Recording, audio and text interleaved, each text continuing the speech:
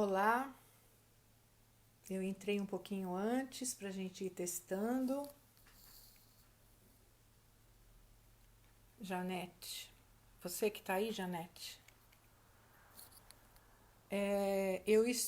Eu li que era para colocar o foninho, então já coloquei o meu foninho aqui. Eu preciso de um retorno de vocês, agora tem 6 pessoas. Eu preciso saber se a minha voz está aparecendo legal. Eu vou começar às 5 da tarde e até às 5 eu vou me preparar. Márcia de Petrópolis, boa tarde. Olídia Barbosa, boa tarde. Obrigada pela presença de vocês. Então, gente, o som tá bom? Vocês estão escutando a minha voz com chiado no fundo? Eu preciso saber disso, é importante.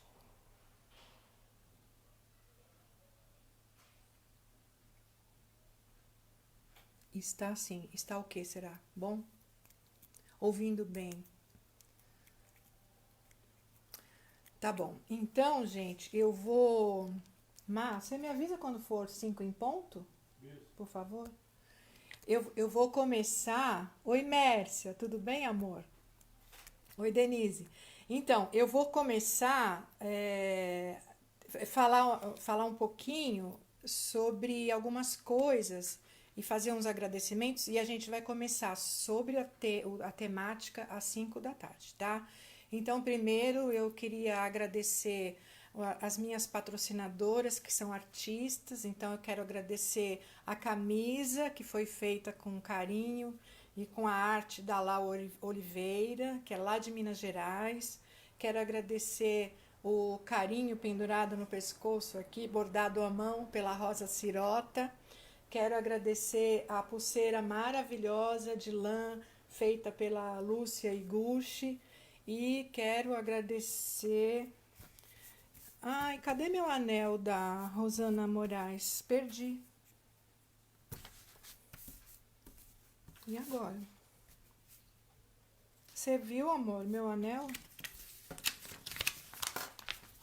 Ele é preto e branco e eu tô aqui com tudo preto e branco. Bom, eu vou ter que fazer a segunda live com a segundo encontro da gente com o anel da Lau. Sabe aquele anel? Que chato, eu fui falar e não tava. Coisas do ao vivo, odeio isso. Eu gosto de me programar, né? Mas, enfim, então, tadinha da Rosana Moraes. Bom, enfim, aquele anel lindo dela vai ficar para o próximo, tá bom? É, é, quando eu começar a falar, é, então a gente vai entrar no universo do Sachiko. Então agora só foram os agradecimentos, né? E agora estou esperando, a gente vai esperar só mais um pouquinho e nós vamos entrar com um assunto às 5 horas da tarde, tá bom? Eu estou lendo aqui, Valmar Ramos, Janete dizendo que o som tá ótimo. Durante o tempo em que eu for falar, eu não vou ler porque senão eu me perco, tá? Eu vou falar da parte histórica do Sachiko, né, de algumas coisas que eu li por aí em livros, então, de repente, ficar lendo tudo é capaz de eu me perder. Então, a gente vai combinar assim. Vocês, quando for alguma pergunta relacionada ao assunto que eu vou fazer a explanação hoje, nesse nosso encontro, vocês deixam registradas aí as perguntas, porque depois que terminar a live, eu vou dar uma assistência para o grupo respondendo todas as questões. É um assunto denso. Hoje nós não vamos fazer nenhuma prática. O que eu programei para esses encontros são conversar sobre vocês, sobre o universo do Sachiko hoje. No próximo encontro, mostrar para vocês alguns trabalhos que eu desenvolvi e alguns trabalhos que têm sido feitos por aí. E no terceiro encontro, a gente fazer uma prática, ou duas, não sei, o que der, né? A gente faz, para vocês começarem a treinar. Por que é importante isso? Porque não é só chegar e ir fazendo, né, gente? A gente normalmente faz isso quando a gente tem cursos nas feiras, porque a gente não tem aquela. É aquela correria, a gente tem um tempo determinado para fazer as coisas, as pessoas têm ônibus para voltar para casa e têm horários para cumprir, então é mais complicado, tá? Mas depois essa parte toda vai ser cortada, a Janete vai editar essa parte, a gente vai entrar direto no assunto, porque esse vídeo vai poder ser compartilhado do Oiapoque ao Chuí aqui no Brasil e do Polo Norte ao Polo Sul no mundo, tá? Então quem falar a língua portuguesa ou entendê-la vai poder. Ah, tem sim. Oi, Rita, tudo bem, querida? Tem gente de Portugal, tem gente de Angola, minhas amigas da Inglaterra, também tem bastante gente de fora. As da Inglaterra estão só vendo, né? Porque elas não entendem lhufas que eu falo. Mas enfim, que oração? Já deu 5? Então eu vou acompanhar aqui. Luna, querida, boa tarde. Boa tarde, Rio de Janeiro, Teresópolis, né? Florianópolis. Oi, Verinha. Cleozinha, querida, artista maravilhosa. Ó, o Marcos, nosso patrocinador, tá avisando que são 5 horas. Então, eu vou começar aqui. Então, Janete, a partir de agora, tudo que eu falei antes, quando você for editar, você corta. Então, a gente vai começar a partir de agora, tá?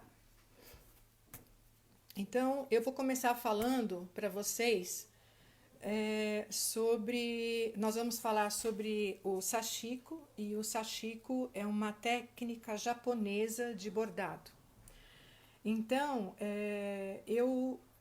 eu pesquiso muito sobre o Japão, principalmente porque eu trabalho também com o Bunkyo, e aí a gente conhece muitas. É uma cultura linda, né? Então, o folclore japonês é um folclore riquíssimo. A mitologia japonesa é bárbara, né? Então, são muitas histórias, são muitas lendas. E aí eu escolhi uma delas para explicar para vocês como foi que nasceu o Japão, né? Essa pátria tão maravilhosa que contribui tanto com conhecimentos na humanidade, né? Então, uma dessas lendas, né, reza a lenda que tinham 3 deuses no céu, né? Que é o tal do Olimpo da gente, né? Do Ocidente. Então, eles tinham 3 deuses no céu. Aí, um desses deuses, que tinha uma lança linda, cravejada com pedras, decidiu jogar essa lança para o mar. E a lança tinha uma ponta grande, né? E aí ele jogou no mar até a lança enfincar no fundo do mar. Quando ela bateu na terra, aí ele conheceu a profundidade do mar e aí ele puxou. Quando ele puxou, respingaram algumas gotas da lança de volta para o mar.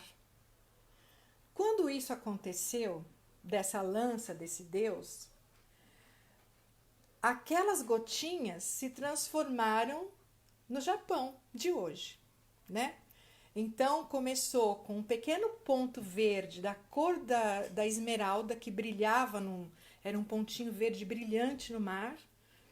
E aí depois isso tudo cresceu, porque 2 outros deuses que também viviam lá no céu, que eram apaixonados um pelo outro, eles decidiram que eles iam usar essa ilha em cima do mar para se encontrarem, para se amarem, para construírem a história de amor deles.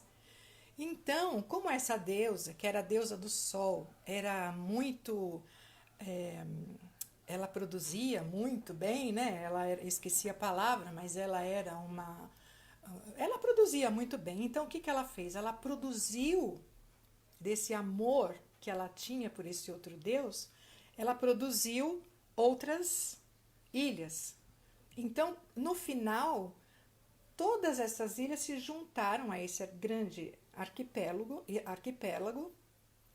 e aí nasceu o Japão.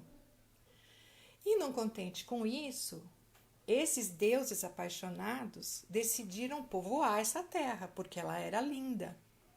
Então, nasceram os primeiros habitantes do Japão, que eram semideuses. E aí as gerações foram se sucedendo, né? Até que muito tempo depois nasceu o que eles têm registrado na história do Japão como o primeiro imperador japonês. Esse imperador viveu muitos anos, ele viveu mais de 100 anos, e quando ele morreu mais ou menos 600 anos antes de Cristo, né? Então, e de lá para cá, o Japão foi crescendo, os descendentes foram nascendo, e aí a população crescia e se organizava. Mas o Japão, até mais ou menos o ano de 1600, era uma terra que tinha muita guerra, como também em todos os lugares, né? Tinha muita guerra porque existiam pequenos feudos, né, que brigavam entre si, um pelo poderio do outro, né? Todos queriam poder, todos queriam expandir territorialmente, então sempre foi aquela confusão. Aí um pouquinho antes de 1600, se eu não me engano, foi em 1542, 42 anos depois do Brasil, foi isso mesmo. Os portugueses descobriram o Brasil naquelas navegações deles. 42 anos depois, oficialmente, eles descobriram o Japão, que já existia, assim como nós também. E aí, quando eles foram para o Japão, eles levaram a cultura deles e junto o cristianismo. Naquela época que eles chegaram, que era em 1542, lá tinha já a religião shintoísta, que era a religião que veio dos deuses, veio de lá de cima. E tinha também a religião budista, que já estava lá, porque os coreanos tinham trazido, porque o Japão ele é dividido do resto da Ásia pelo mar do Japão, mas ele é bem pertinho ali dos outros países asiáticos, né?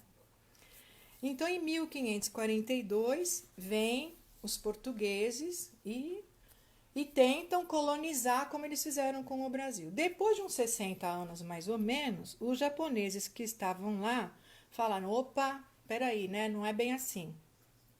E aí, o que aconteceu? Surgiram os samurais, né? Os shoguns, porque eram máximas na guerrilha, eles eram os melhores guerreiros, eles queriam defender a terra deles. Então, aí o que aconteceu?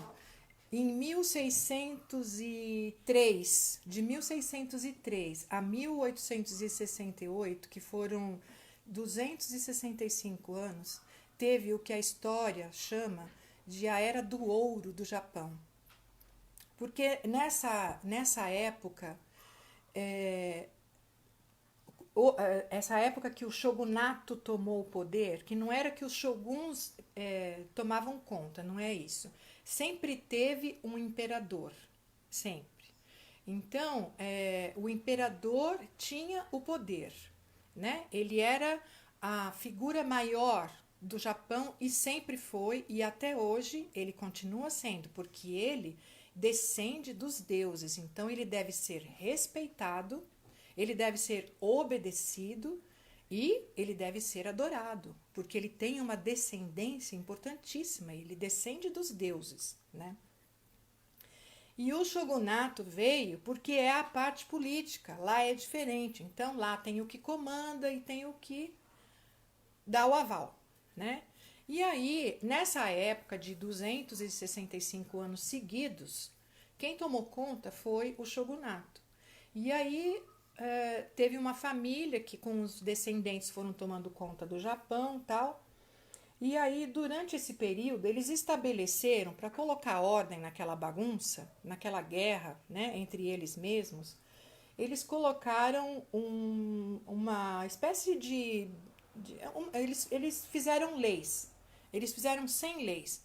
E aí eles obrigaram todo mundo do norte, do sul, do leste, do oeste a obedecerem aquelas leis. E os samurais, que eram organizados eram os exércitos, né, eram organizados pelos shoguns, eles tomavam conta dessa bagunça que era. Então, quando houve a divulgação dessas 100 leis, então todo mundo tinha que obedecer. Então, à medida que o tempo foi passando, as coisas foram ficando mais fáceis no Japão. E é por isso que os japoneses têm na história deles essa época como uma época de ouro, né? É uma época que chama a época dourada do Japão. Por quê? Porque nessa época o Japão decidiu virar uma nação. Então, eles expulsaram todos os estrangeiros de lá, expulsaram os cristãos de lá, os que eles não conseguiram expulsar, eles mataram. Eu estou lendo um livro agora que diz que tem exceções, porque parece que os holandeses se moldavam muito ao jeito deles viverem, parece que os holandeses foram exceção. Mas isso é assunto para outra conversa. Enfim, eles expulsaram tudo que era de fora e aí eles decidiram que eles iam investir naquele lugar. A partir dali, eles começaram a usar os próprios recursos, então não tinha mais o tecido que vinha da Índia, o tecido que vinha da China, não tinha. Era o que vinha do Japão, era o que tinha no Japão, e eles tinham que sobreviver com aquilo que o Japão oferecia para eles. Então, com isso, quando faltava alguma coisa, óbvio, eles vão desenvolver. E aí foi nessa era do ouro que as indústrias japonesas cresceram. Mas ainda era muito cedo, né? O Japão é um país muito novo, depois, contando somente a descoberta dos portugueses até agora, né? Então, além daquelas muitas guerras que vivia matando gente no Japão, também tinha um outro fator muito negativo, que eram os desastres naturais, porque o Japão sempre teve muito terremoto, teve muita enchente, então as pessoas ficavam pobres e permaneciam na pobreza durante gerações e gerações. Ou eram mortas numa guerra, ou perdiam tudo numa enchente, ou morriam no terremoto, e era um desastre toda essa história. E por conta disso, se formou uma filosofia linda japonesa, que é a filosofia Motainai, que todo mundo conhece, né? E para quem não conhece, é uma filosofia que é muito bonita. Ela diz assim, que quando você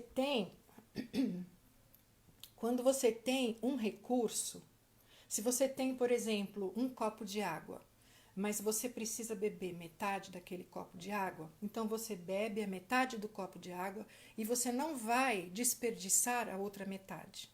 Por quê?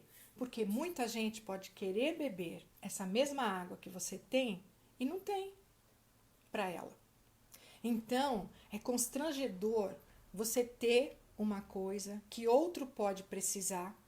É constrangedor você se desfazer disso, você desperdiçar isso, sendo que outra pessoa precisa e não tem. Então, essa filosofia veio com essas guerras, essas destruições, e ficou muito forte ali. Junto com essa filosofia, também cresceu uma outra, que é a filosofia, que é uma das filosofias japonesas que eu mais gosto e que eu exercito muito, que é a filosofia do Wabi-Sabi. Na filosofia do Wabi-Sabi, tudo é importante, né? Então, você tem, por exemplo, uma blusa. Então, essa blusa tem uma história. Essa blusa foi feita pela La Oliveira, que comprou uma tinta num comércio, que foi feita numa indústria, né? Foi parar nessa indústria porque alguém colheu uma planta e esse vegetal virou tinta. Então, tudo isso traz uma história enraigada.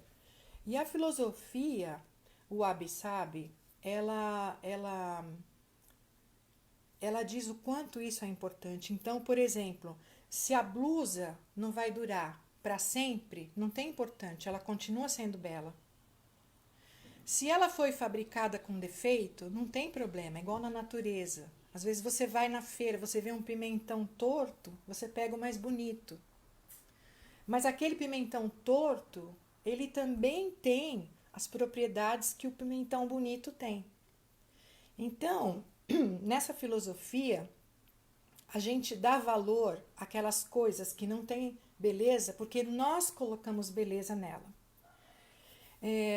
Dá valor também a uma porção daquela coisa.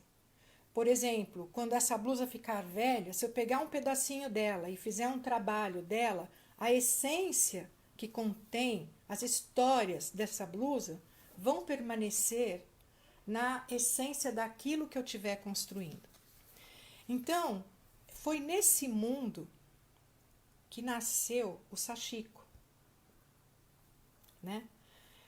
Ele nasceu numa época onde a pobreza reinava e numa época onde essa era Edo veio e taxou os pobres para sempre, por 265 anos de pobres, porque eles dividiram a importância, a casta social em três degraus. Primeiro vinha o imperador e os nobres, depois vinham os shoguns e os donos dos feudos, que tinham dinheiro, e por último vinham os camponeses, que eram os agricultores, os pescadores, os artesãos, né? Então a camada mais pobre ficava para baixo. E aí, como eles tinham, aquelas pessoas todas, tinham que sobreviver com o que eles tinham, o Japão não tinha tecido, né? O Japão, os nobres, eles se vestiam com tecido lindo, com a seda que vinha da China, brilhante, colorida, aquelas cores vibrantes, né?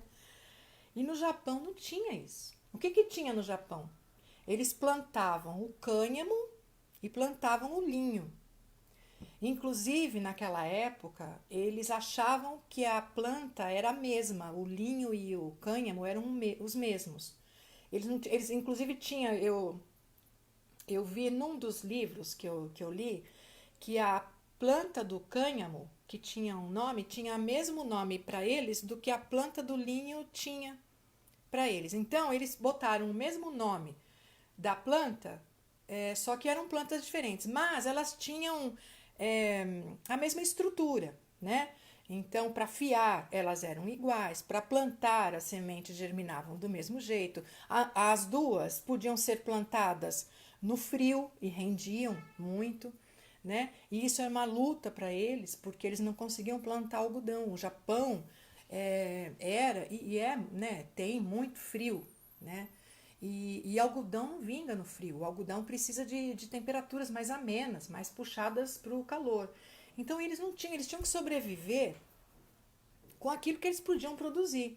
E o que acontecia? Eles produziam o cânhamo, o linho, e as japonesas trabalhavam as roupas desse material.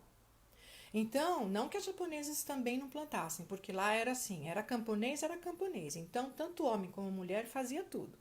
Mas entre os camponeses, eles distribuíam algumas tarefas. Então, por exemplo, os homens e as mulheres japoneses, camponeses, plantavam o cânhamo e o linho, tanto um como o outro. Eles também colhiam, mas na hora de fiar, na hora de cardar, na hora de tecer e na hora de costurar, quem fazia?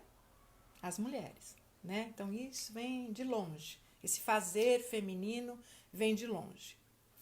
Então, esse sashiko, que no começo era um sashiko boro, ele começou da necessidade. O que elas faziam? Elas pegavam a palha que saía do linho, elas fiavam, aliás, elas cardavam aquilo tudo, aí elas punham no tear e transformavam em peças, fiavam, né? E transformavam em peças de 40 centímetros de largura, né? Sempre foi assim. E aí, daqueles 40 centímetros de largura, elas tiravam tudo que precisava para costurarem o que elas precisavam fazer ali. Então, Quando era, por exemplo, uma roupa de criança, elas usavam uma largura. Quando era uma roupa de adulto, elas usavam duas larguras. Tanto é que a roupa japonesa ela é feita em T. É uma parte assim, uma largura assim e outra largura assim. E como o Japão tinha muito frio, e como no frio eles também iam para a colheita, as mulheres não iam, iam os homens, né? Mas como os agricultores iam no frio para ficar debaixo dessa temperatura, essas roupas que elas teciam, que elas costuravam, elas tinham que ser bem resistentes. Então, o que elas faziam? Elas arrumaram duas formas. Uma das formas era costurar uma camada em cima da outra. Então, uma roupa não tinha menos de 3 camadas, uma roupa japonesa. E quando eles iam para a lavoura, às vezes eles vestiam uma roupa, depois eles vestiam outra roupa por cima e depois outra por cima até se sentirem suficientemente agasalhados. Porque o linho e o cânhamo, eles não esquentam, né? Então elas tinham que dar um jeito. Bom, aí o que elas faziam? Outra forma que elas arrumaram foi no tingimento. Elas tinham lá a planta índigo japonesa, uma planta natural, e elas é uma planta, eu acho lindo o índigo, porque o índigo é uma planta verde que tinge de azul, né? Então o que elas faziam? Elas faziam uma tintura que era feita com essa planta e elas misturavam ali para fazer a tinta, elas misturavam amônia e para fixar, não sei, né? Isso ainda não li direito bem. Mas usavam as duas misturas. E aí o que acontecia? Quando elas mergulhavam o cânhamo e o linho nessa mistura, ele ficava um pouco mais rígido. E isso aumentava a proteção, principalmente no frio. Era o que elas tinham. Entendeu? E não contentes com isso, elas reforçavam, porque elas faziam a costura desses montes de camadas com as linhas que davam ainda, aumentava mais e deixava, aquecia mais, né? Outra coisa que eu queria comentar é que essa tinta feita por elas, totalmente orgânica, esse índigo delas, das japonesas, ele fedia, né? Ele tinha um cheiro assim bem característico. Eles chamam de fedido mesmo. E então, depois do tingimento, eles usavam assim mesmo, né? Porque os camponeses usavam muito azul. O índigo e o cru eram muito usados pelos camponeses, pela camada mais pobre daquele triângulo lá, né? Os nobres usavam cores e tal, e eles não. Aí o que aconteceu? Quando elas começaram a tingir com esse índigo, elas perceberam que isso diminuía o ataque de insetos, as picadas de cobras, e quando isso acontecia, o fato de estar vestido com a roupa já dava uma desinfetada, então também tinha um efeito bactericida essa roupa, né? Então, olha quanta sabedoria num pedaço de roupa feito por uma japonesa do século XVII. Maravilhoso isso, né? E vocês sabem, né? Século XVII é assim, o século é 17 e o ano é de 1600 a 1699. 1601 a 1699 é o século XVII. Então, foi nessa época. E nessa mesma época, que é a Era Edo que a gente está falando, que é a era que eles consideram histórica, muito importante, como eles não queriam importar nada, a nobreza começou a ficar preocupada com aquilo que ia vestir. Então, eles apoiaram a indústria do algodão ali na terra japonesa. Só que o algodão, os agricultores plantavam no norte e a planta não vingava, porque o norte era muito, muito frio. Plantavam no centro, no sul não dava, no centro. Muitas tentativas de plantios de algodão deram em nada, né? E aí no oeste do Japão deu certo. E aí os imperadores investiram na indústria do algodão no oeste do Japão e passaram a se vestir com a produção local. Só que era uma produção que não era suficiente para abastecer o Japão todo, que agora era uma nação. Então, por não ser suficiente, o algodão que eles produziam era uma coisa caríssima, que só os nobres poderiam usar. Mesmo porque estava proibido para eles, estava naquelas 100 leis que camponeses não podiam usar outra coisa a não ser aquilo que estava estabelecido para eles. Então, uma coisa que eu esqueci de falar, quando elas faziam as roupas, que eu falei que elas faziam camadas sobre camadas, e que essas roupas de muitas camadas os protegiam do frio. Mas olha que coisa interessante, porque além de proteger os japoneses do frio, também protegia do calor. Então, quando tinha muito incêndio, aquele monte de roupa de camada em cima de camada e tudo costurado também protegia o corpo do bombeiro. Então era uma roupa tão boa e tão forte, né, e tão grossa e tão pesada que protegia contra o frio e também contra o calor. Mas isso é só uma curiosidade, né? Então, voltando, os japoneses, eles tinham os agricultores, eles só podiam usar aquelas cores, né? E aí as japonesas, o tempo foi passando, né? Novas gerações foram surgindo e as japonesas ensinavam para as filhas delas toda essa cultura que já vem enraigada nessas gerações de economizar, de usar cada pedacinho, de costurar camadas, porque era isso que elas tinham e era com isso que elas tinham que trabalhar. Então, esse cuidado com a filosofia ia passando de pai para filho, de mãe para filho, e eles iam aprendendo de geração em geração, e então o boro é um bordado transgeracional, né? Ele passa de geração em geração, e junto com esse fazer com as mãos vem toda a filosofia junto, né? E aí, quando as roupas ficavam velhas, aquelas feitas com o linhão delas, né, com o linho delas, elas chamavam de boroboro. Então era como se fosse um palavrão, né? Isso é boroboro, que elas eram velhas, esfarrapadas e rasgadas, né? E aí, quando as roupas ficavam remendadas, aí era uma peça de boro. Olha só que interessante, né? Porque quando o boro surgiu aí, o que é o boro? O boro é uma técnica que elas usavam de costura, só que sem aquela coisa da perfeição, sem aquela coisa da escola. É intuitivo, né? O sashiko, por exemplo, a palavra sashi, literalmente, ela significa facada.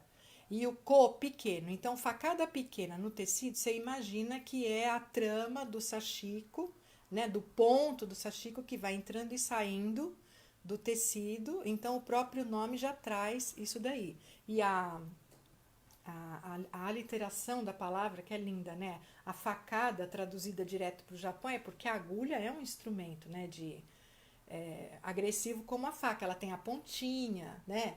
Igual uma faca. Então, tudo isso está na poesia que tem, tudo isso, toda essa filosofia e toda essa arte japonesa. Então, quando o boro surgiu, o sashiko boro, ele surgiu da necessidade e ele surgiu sem esse lance de tem que ficar bonito, mesmo porque ele lá no Japão é chamado de ponto remendo, né? Então é um remendo que você faz, é um ponto alinhavo, não sai daquilo. Por que não é importante a estética da coisa?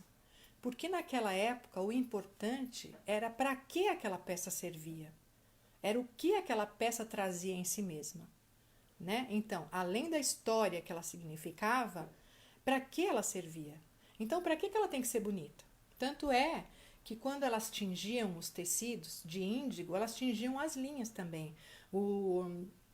Quando eu fui para a Inglaterra, tem um museu lá que muita gente conhece, que é como é que chama?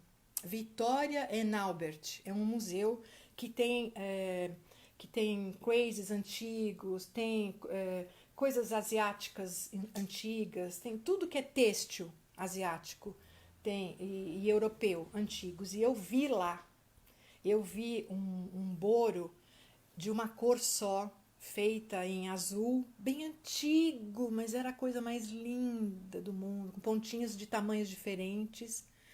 E assim, uma preciosidade, todo no azul índigo e também com pontinhos intuitivos da mesma cor, porque quando elas tingiam a linha e o tecido juntos, elas não estavam preocupadas com a parte estética. Isso daí aconteceu mais lá na frente, depois que caiu a era Edo e veio a era Meiji, que aí o Japão abriu de novo para o mundo.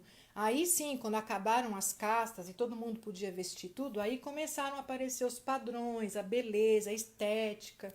Não que também, antes disso, a mulher japonesa não quisesse fazer uma coisinha bonita. Então, por exemplo, quando elas costuravam, elas davam prioridade às vestimentas mais importantes, que eram quais na época? Os ai meu Deus, como chama aqueles roupões lá? Kimonos. Os kimonos. Perdão, viu, gente? Perdão. Elas faziam os kimonos, que era a roupagem mais importante. Quando os kimonos ficavam velhos, elas recortavam as partes boas dos kimonos e faziam roupas para usar no uso diário ali, né? Quando elas ficavam velhas, essas roupas, então elas eram transformadas em colchas, em fronhas, em capas de almofadas, né? E aí isso também envelhecia. Só que era o mesmo tecido, né? Vai indo, vai indo. Você já está na terceira geração do tecido ali.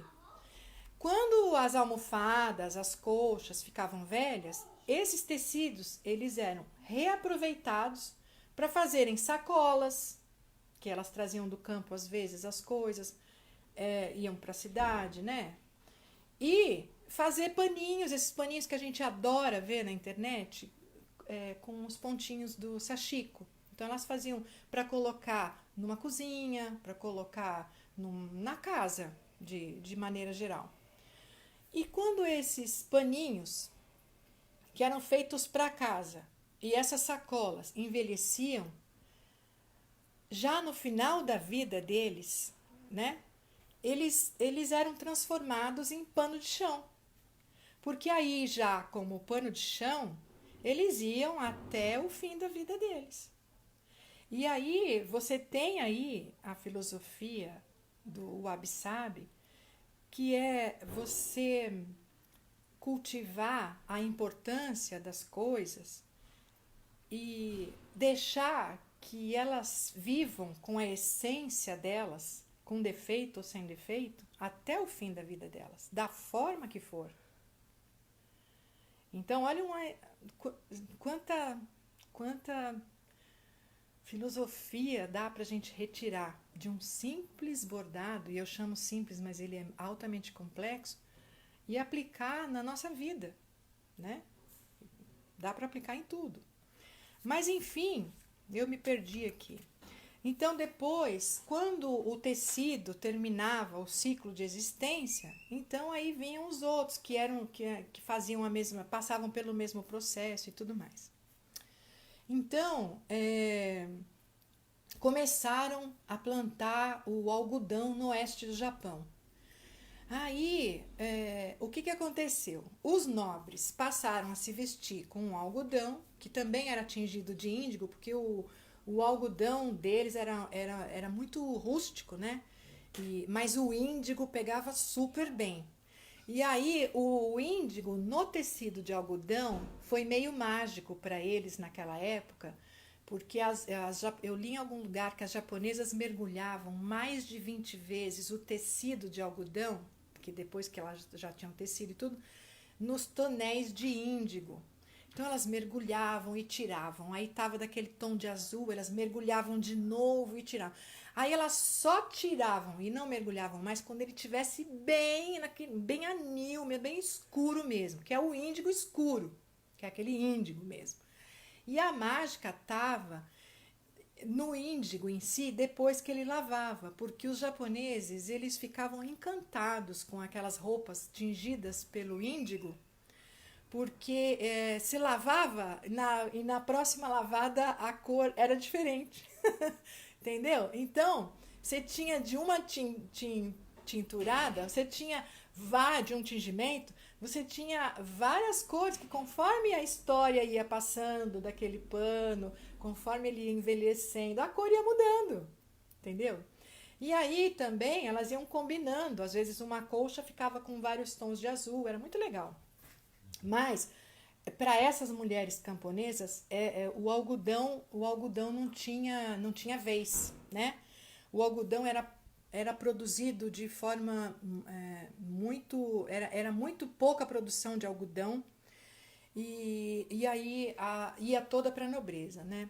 Mas a indústria têxtil japonesa dessa época, de 1600 a 1800,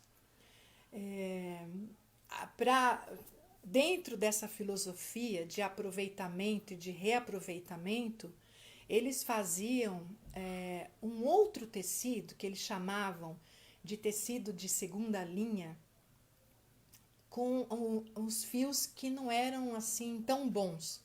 Então, por exemplo, eles cardavam, fiavam o algodão e tal, e aí na hora de colocar no tear, para os nobres, os fios tinham que ser todos inteirinhos, para que no tear o tecido ficasse mais ou menos tudo por igual, né? Então isso era nobre, isso daí mostrava uma destreza técnica. Então isso só servia para vestir quem podia pagar por isso, né? Mas tinham aqueles fios mais rústicos que você pegava numa ponta e na outra ele era um pouco mais grosso. Tinha aqueles fios que eles tingiam e que numa ponta eles ficavam de uma cor, mas que na outra ponta aquela cor pegava de um jeito diferente. Então, isso daí não era colocado na roupa dos nobres, né? Não podia, era inadmissível isso. E eles, para não jogarem fora, eles faziam os tecidos de segunda mão. E como nessa época o mercado externo estava fechado, para os comerciantes sobreviverem, eles saíam pelos mares do Japão, indo lá do sul para o norte, e do norte para o oeste, para o leste. Então, eles faziam uma volta na ilha comercializando em navios tudo o que eles podiam, principalmente o produto da indústria têxtil deles. Então, muita gente ficava esperando os navios e a chegada do algodão, porque quando as mulheres camponesas descobriram o algodão, elas ficaram loucas. Por quê? Porque o algodão ele era mais macio de costurar. Quando elas costuravam o algodão na roupa, ele esquentava mais. E ele era mais bonito. Além de tudo, ele era mais forte que o cânhamo, porque aquelas roupas que eles faziam, às vezes na agricultura eles vinham com as cestas nas costas e aquele peso, né, das cestas cheias. Então, depois de alguns dias, aquilo já estava puído, né? Então, naquela mesma época, isso eu li lá no museu, naquela mesma época, elas costumavam fazer uma, não sei se pala usa aqui nas costas, né? Mas elas faziam uma pala, né? Para colocar aqui no ombro, aqui, né? E aí às vezes saía daqui, ia para cá e chegava aqui. E aqui elas colocavam bordados com boro para reforçar e mais camadas de tecido, porque as cestas iam parar ali no ombro e ia desgastar mais. Quando o algodão veio, elas perceberam que o algodão era mais resistente. Então, foi assim paixão à primeira vista, igual a gente com os paninhos, né? E aí elas passaram a querer. Mas não deu para elas quererem, porque já já era tácito na lei que camponeses, que a faixa lá, a terceira faixa da pirâmide, né, é, não tinha direito a usar algodão. Então, o que as mulheres faziam, né? Para mim é um jeitinho que elas deram e para mim é um símbolo de resistência isso, né? Eu acho bárbaro. O que elas faziam? Elas, como o algodão custava muito caro, elas compravam um pedaço pequeno que elas podiam. Aí elas trocavam entre si, porque lembra que eu falei que cada um ficava de uma cor no tingimento? Então aí começou a aparecer um pouco mais de cores, né? Aí elas metiam também no tingimento do caqui, elas faziam um produto, uma tintura com caqui fermentado que dava uma cor também, não era vermelho, mas era um vermelho meio para o marrom, que puxa para aquelas cores terrosas, né, que o Japão costuma, que são orgânicas, né, que a gente costuma ver até hoje. E então começaram a aparecer cores e aí elas compravam um pedacinho aqui, aí uma trocava com a outra, né? Porque é um povo muito fechado, mas uma trocava com a outra. E aí o mais importante, que é o símbolo da resistência que eu ia falar para vocês, é que quando elas pegavam o algodão, elas desmanchavam o algodão e quando elas iam para o tear para fazer o tecido de linho, elas mesclavam o linho com alguns pedaços de algodão que elas recortavam ou desmanchavam em fios. Aí começaram a aparecer os primeiros tecidos mistos no Japão, que eram feitos de linho e de algodão. Entendeu? E olha só, por que é um símbolo de resistência isso, no meu ver, né? Porque era proibido usar algodão. Mas concorda comigo que se elas estão misturando um pouquinho aqui, outro pouquinho ali, a roupa não é uma roupa de algodão? Ela contém, né? Mas ela não é uma roupa que você pode dizer que seja de algodão. Entendeu? Então isso para mim é mágico, né? Eu quando eu li isso, nossa, fiquei nessa frase dias e dias, porque eu achei assim maravilhoso, né? Bom, mas enfim, quando chegou o algodão, já estava mais no final, né, da era Edo, e aí tudo foi evoluindo. Aí tem umas coisas meio assim de... Não chegam a ser lendas, né? São histórias que a gente lê em lugares diferentes, como por exemplo, eu não falei para vocês que as roupas eram feitas em T? Então, aí na cintura elas amarravam com um cordão, né? Quando os guerreiros iam para alguma guerra lutar, né? O que tinha como hábito ser feito ali na vila que ele pertencia, a qual ele pertencia? As roupas quando eram de metal dos guerreiros, eram feitas lá pelos artesãos, e quando as roupas eram de tecido, principalmente aquelas que iam por baixo, elas iam com proteções.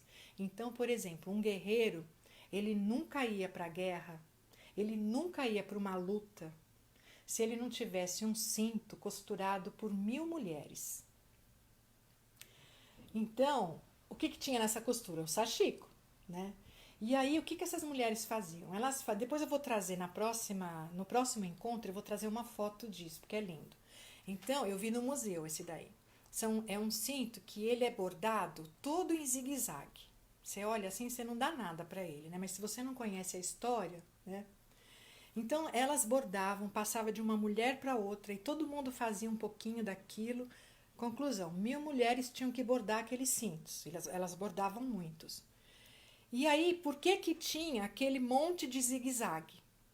Porque, segundo a filosofia da época, o folclore deles e tudo mais, o cara ia para a luta, certo? Aí, elas julgavam que aquele cinto costurado por 1000 mulheres tinha a força de 1000 mulheres. Então, não era um soldado que estava lutando ali, era 1001.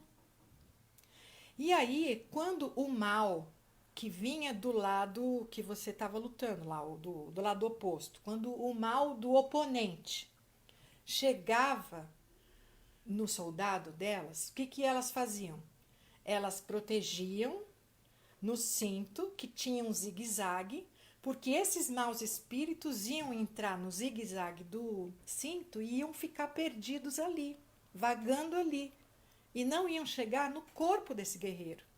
Então, essa era a proteção que eles tinham quando eles iam para a guerra.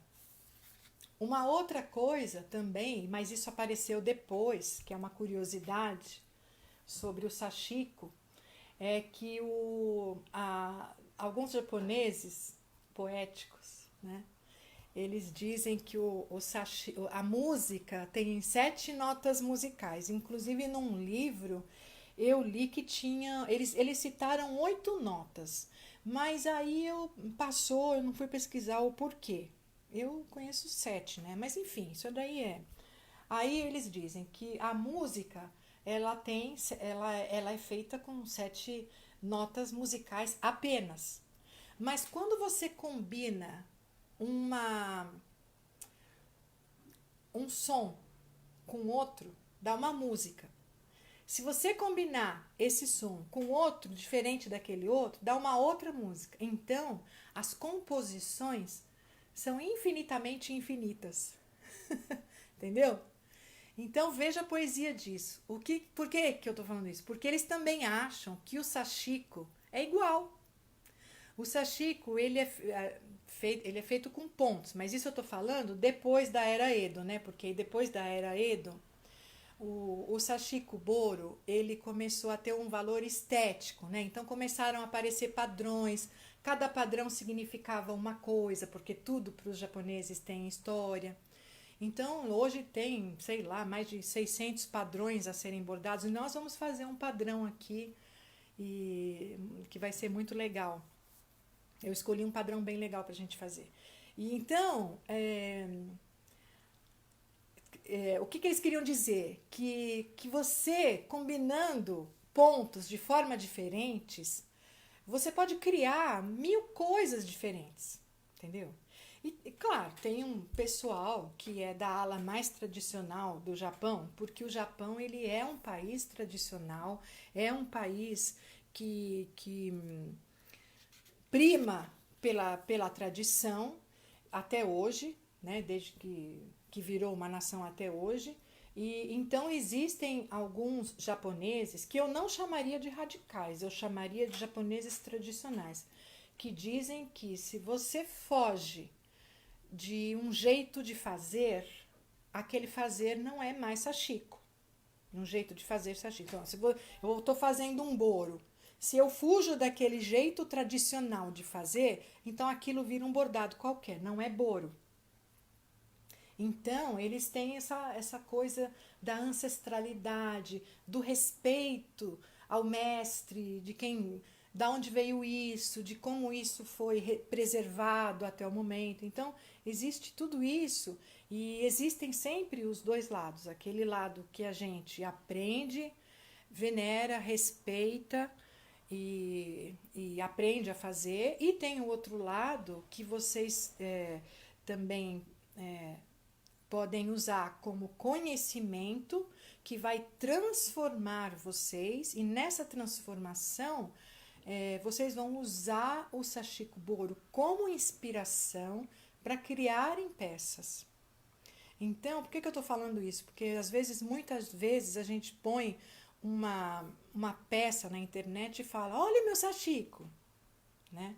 Tudo bem aqui no Brasil, mas para um japonês que prima pela ancestralidade, pela tradição e que sabe que aquilo tudo tem um significado que não é tão simples assim, vai olhar para aquilo e vai desprezar, porque quando você faz isso, você está minimizando o valor que aquilo tem, né? Mas claro que não é maldade e claro que ninguém está proibido de fazer isso, né? Tem uma outra curiosidade também, que é assim, quando numa determinada época que eles acreditavam muito nos maus olhados, as mulheres nessa era Edo, tudo é nessa era Edo, né? Nessa era dourada, as mulheres faziam os punhos das roupas, né? a parte de baixo e os decotes, todos trabalhados com sashiko. Por quê? Pelo mesmo princípio do sashiko em zigue-zague. Porque elas acreditavam que aquele sashiko que tivesse nas partes que entra o seu corpo não iam deixar os maus espíritos entrarem. Não iam deixar. Então iam fazer o quê? Iam proteger. Aí tem uma outra curiosidade, que a proteção vem diferente. As pessoas faziam pequenos patuás, as japonesas faziam pequenos patuás com sashiko. E aí esses patuás, elas grudavam como se fosse uma etiqueta na parte de trás das costas. E esse patuá, ele tinha um símbolo, que eram vários símbolos de proteção naquela época, né? E tem isso hoje na literatura. Tem como vocês pesquisarem depois. Então, um significa conhecimento, outro significa proteção e tal. E aí eles escolhiam aquilo que eles estavam precisando. Iam para a guerra, escolhiam um de proteção. E aí punham e andavam com aquilo com proteção. E algumas pessoas andavam com aquilo como se fosse um patuá contra o mal-olhado. Entendeu? Ai, quanto coraçãozinho aí. Obrigada. Minha voz cansa, né, gente? Mas é que é muita coisa, né? Eu vou dar uma olhada aqui para ver se eu esqueci de falar alguma coisa. Tem uma outra coisa também que eu me lembrei agora, antes de dar uma olhada aqui nas minhas anotações. A pronúncia dessa palavra é uma coisa muito engraçada, né? Porque a primeira vez que eu tomei contato, eu não sabia como falava, né? Então eu falei sashiko e falava sashiko. Aí um dia eu fui numa exposição da Maria, que tem umas roupas lindas que eu adoro, lá no museu. E aí eu fui e aí eu encontrei com uma japonesa, ela falou assim... Não, eu falava sashiko, né? Aí eu encontrei com ela, ela falou pra mim, não, é sashiko. Aí eu falei, ai, como o conhecimento é tudo nessa vida, né? Aí eu passei a falar sashiko, né? Não era mais sashiko, eu já estava falando a pronúncia certa. Aí quando eu fui não sei aonde, também com japoneses, eu falei a palavra sashiko. Aí viraram para mim e falaram, não, é sashiko. Bom, não é sashiko, não é oxítona, não é paroxítona, né? O que é então? E aí eu comecei a pesquisar.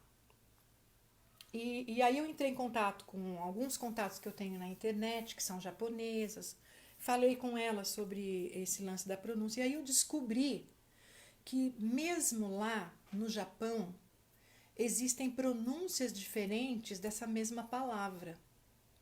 Então, esse rigor, né? Eu já vi gente na internet massacrando a outra porque a outra tinha falado errado, né? Uma coisa...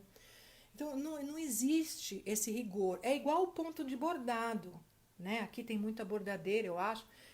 Você vai chamar o ponto alinhavo, você pode chamar... O ponto alinhavo, ele é ponto reto, ele é ponto de costura, ele é ponto de máquina... Ele é ponto de remendo no Japão, eles chamam ponto de alinhavo. Aqui a gente chama de ponto de... Tudo um ponto só. E como eu também estudo bordado, uma das coisas que eu já desencanei foi nomes de pontos. Quando a pessoa chega para mim e fala assim, aprendi um ponto lindo, é o ponto tal. Eu falei, mostra aí. Porque se você vê... Ela fala, nunca vi esse ponto. Mostra aí. Você vai ver, é um ponto que tem outro nome, que ela está chamando de um nome totalmente diferente. Então, esse lance de nome, de pronúncia, é uma coisa assim, nós somos brasileiros e nós respeitamos, mas existe a liberdade para a gente poder dizer como a gente quer. Ou é sashiko, ou é sashiko, ou é sashiko, ou também uma outra que eu aprendi, sachiko, satiko e satiko. Então, existem várias pronúncias, inclusive no Japão, né? Então, eu acho que a gente não tem que se perder nisso, porque é desnecessário, tá bom? Aqui na minha anotação, branco no azul. Muita gente fala do ponto, que tem que ter tamanho certo, que não tem que ter tamanho certo. Essa época que a gente está falando, na época Edo, que o sashiko surgiu como uma necessidade, naquela época não havia necessidade, não havia a importância estética. Então, claro que do jeito que saísse, estava ótimo, estava bom. Depois, quando as mulheres perceberam que aquilo podia ficar bonitinho, então o que elas estabeleceram ali entre elas? Mas não se sabe quando isso, na história não se sabe de onde que veio, em que período que isso aconteceu. Elas começaram a estabelecer ali entre elas que o ponto do sashiko não poderia ser maior do que o arroz, porque vocês sabem que a base da economia do Japão, principalmente naquela época, era o arroz. Então elas tomaram por base isso. E as meninas, quando vinham a aprender, que faziam aqueles pontões, então elas já sabiam que elas também trabalhavam na agricultura, né, as crianças, elas sabiam que o pontinho que elas faziam no tecido não podia passar do tamanho do grão de arroz. Então eu acho que isso é coisa minha, né? Eu deduzo que conforme o tempo foi passando e tal, veio esse lance dos pontos serem todos do mesmo tamanho. Não existe esse rigor, principalmente hoje, no sashiko contemporâneo, quando a gente faz o sashiko boro. O sashiko boro é um sashiko orgânico, é um bordado orgânico, é um bordado intuitivo. Você não vai meter técnica lá. Ai, Cissa, mas precisa. Sim, você precisa de um conhecimento para você saber como faz, você tem que entender de agulha, de linha. Mas, gente, qualquer um pode fazer, né? Não existe aquele rigor. Agora, se você vai fazer um sashiko kogin, que no começo lá atrás, na era perto de 1700, o sashiko não chamava sashiko, ele chamava sashikogin, era uma palavra só. Depois o kogin passou a ser um tipo de sashiko. O boro passou a ser o primeiro que apareceu porque era baseado no remendo, e por aí foram nascendo os outros tipos, porque cada região do Japão faz um tipo. Esse instituto que tem na cidade de. Tem um instituto na cidade de Hirosaki, ou é Hirosaki, não sei. No Japão tem um instituto que chama Instituto Hirosaki Koginzashi. Esse instituto é aquele instituto que o mestre do instituto ele diz que só tem aquele jeito de fazer, que é o jeito tradicional, que é o jeito que tem que se preservar. E ele, nessa cidade, só se faz kogin, sabe? Aí você vai para uma outra cidade, tem outro tipo de sashiko que eu vou falar aqui para vocês depois, né? Mas então, esse rigor na pronúncia, no tamanho do ponto, nada disso tem importância para quem vai começar. Quem faz agora já vai estar com o carro na frente dos bois, né? Mas quem for começar agora, é importante começar com o sashiko boro, porque é um exercício de soltura, é um exercício, mesmo aquelas mais rigorosas. Eu tenho dado boro para quem faz patchwork tradicionalíssimo, e tem assim aquelas japonesas também que fazem aquele patchwork tudo milimetrado, tudo. Então isso é um exercício de liberdade, porque é um exercício que elas se permitem e permitem a história da linha e da agulha e daquilo que é criado nascerem do jeito que vier, entendeu? Então é muito orgânico, é muito intuitivo. O sashiko é uma arte muito profunda e claro que dá para fazer de qualquer jeito, como dá para fazer de qualquer jeito qualquer coisa, né? Mas não é o caso, né, gente? Então vamos ver aqui se eu esqueci de alguma coisa aqui.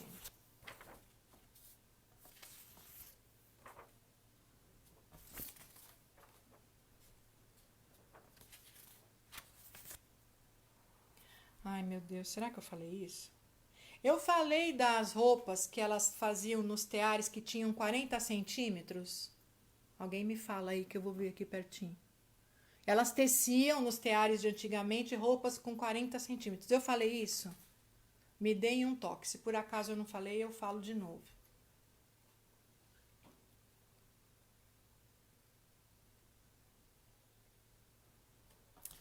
Então é isso, né?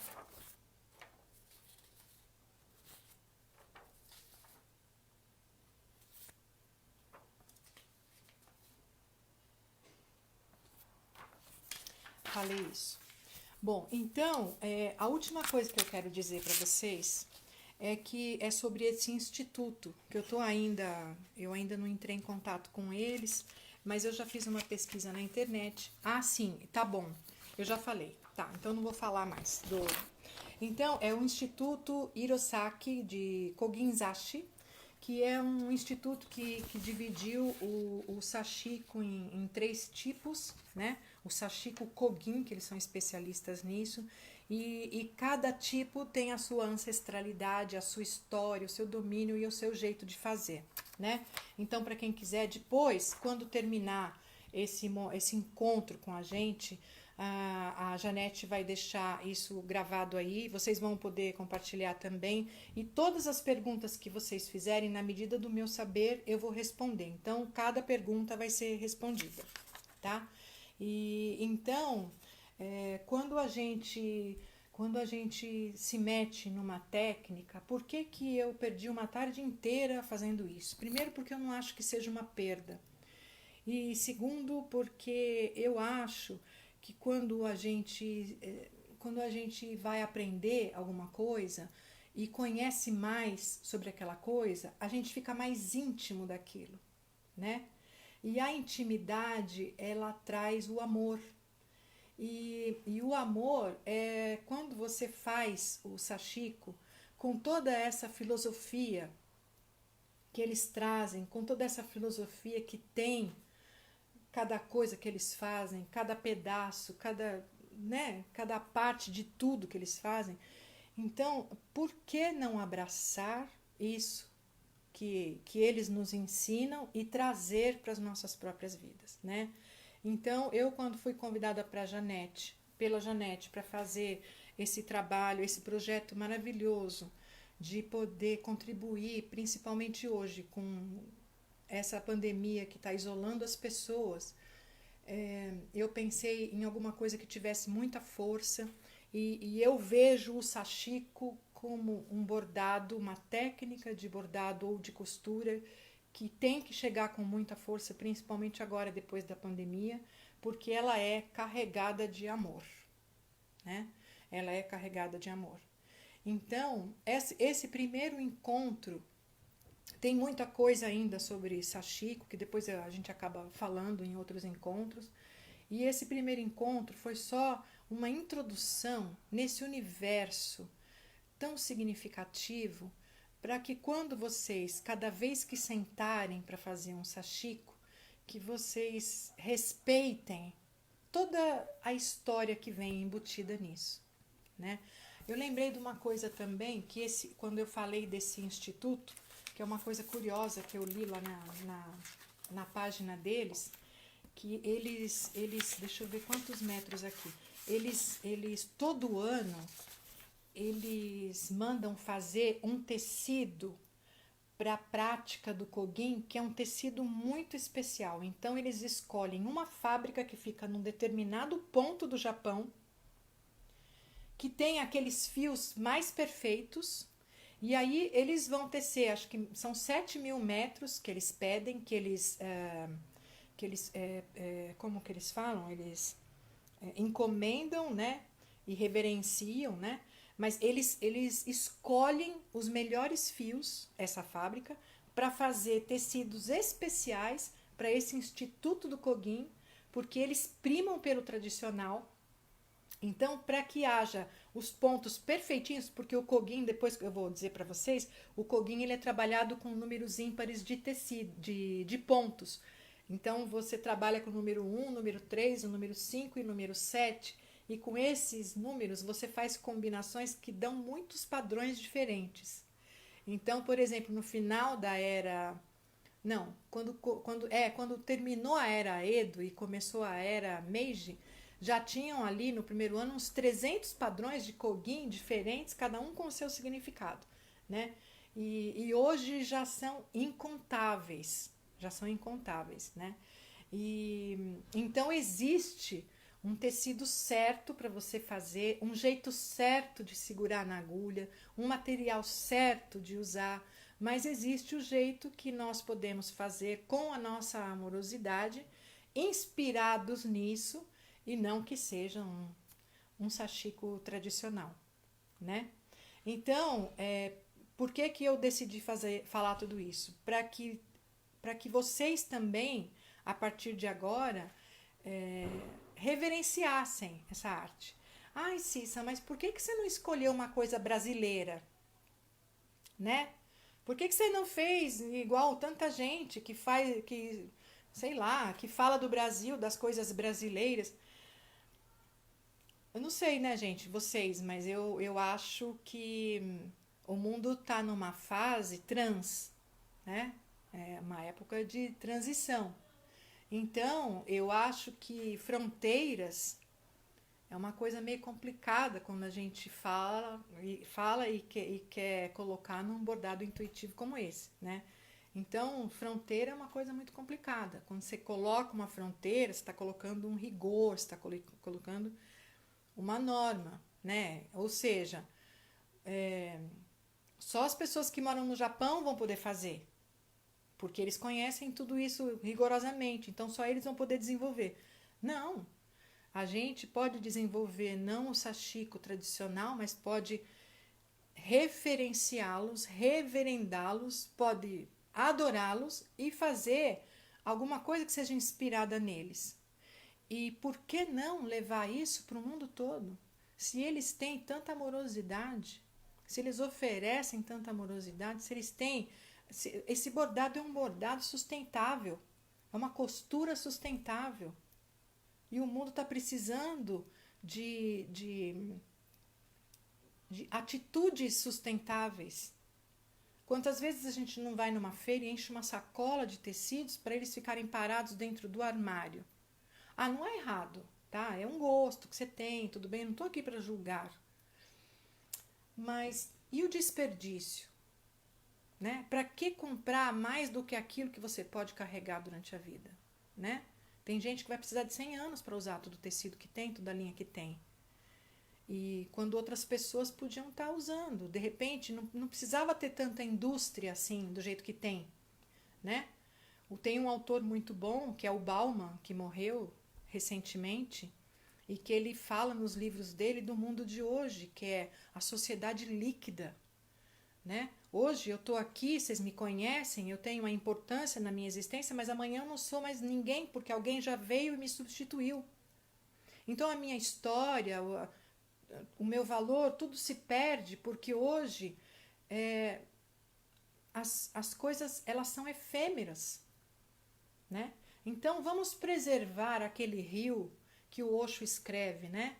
O rio vai estar sempre lá, mas a água que passa sobre ele muda. Então vamos preservar os nossos rios para que a gente possa passar como rio construindo alguma história, né? Então esse projeto da Janete é um projeto de amorosidade, porque ele vai chegar democraticamente em todos os lugares onde, se quiserem escutar sobre o sashiko ou outros temas que ela tem desenvolvido no grupo, e sobre a arte de fazer algumas técnicas.